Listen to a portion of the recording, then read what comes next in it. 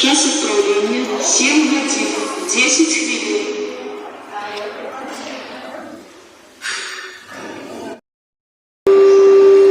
До уваги пассажиров. На третьей платформе заканчивается посадка в автобус Могилев, Воронка. Час отправления 7 годин 2 хвилины.